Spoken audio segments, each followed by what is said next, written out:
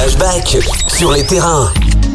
Allez, on revisite le sport. Le 1er décembre, ah oui, sacré événement pour les fans de raquettes. C'est la victoire de la France en Coupe Davis face à la Dream Team américaine composée d'Agassi et de Sampras, les numéros quasiment les meilleurs joueurs au monde. Personne ne donnait cher de la peau de l'équipe de France, emmenée par son capitaine charismatique Yannick Noah. Et pourtant, nos valeureux tricolores vont remporter cette Coupe Davis. Personne n'a oublié l'exceptionnelle 4e rencontre entre Guy Forget et Pete Sampras, et notamment l'ultime plongeon du champion américain pour sauver en vain la balle de match. Extrait du journal de l'époque d'Henri Sagnier.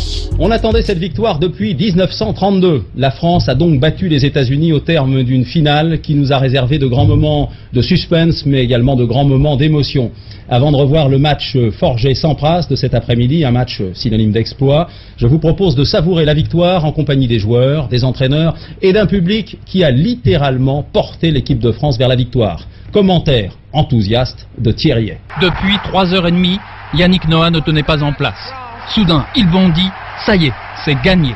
Sur chaque balle, Yannick aura dynamisé, motivé, galvanisé Guy Forget. L'équipe de France renoue avec l'exploit des mousquetaires en 32. Elle remporte le saladier d'argent. Forget est à terre, Noah l'embrasse. Dans le public, tous exultent. Henri Lecomte pleure comme un gamin. Une émotion incroyable emplit le stade. La joie, le bonheur.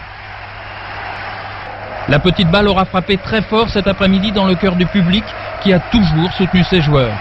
Forget s'empare du drapeau français, sans aucun doute, l'image du jour. Solidarité exemplaire de cette équipe de France qui, tous ensemble, danse la saga Africa. Attention! Ça fait 18 ans que je joue au tennis, c'est ma plus belle victoire, le plus beau jour de ma vie. Moi aussi, je peux pas m'arrêter de pleurer. Ils en rêvaient tous depuis leur premier coup de raquette. Maintenant, cette coupe, ils l'étreignent. Chacun d'eux veut la toucher. Cette fois, c'est sûr, ça n'est plus un rêve. Déception sur le visage de l'équipe américaine, mais fair play. Leur coach ira même jusqu'à féliciter Noah. L'équipe de France aujourd'hui a rempli son contrat.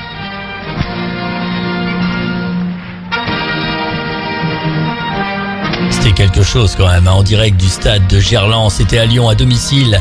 80e édition de ce tournoi de tennis professionnel masculin par nation. Coupe Davis 1991 avec la Marseillaise à la clé. Je m'en souviens comme si c'était aujourd'hui. Flashback. Le mercredi de 13h à 15h, uniquement sur Open Sky.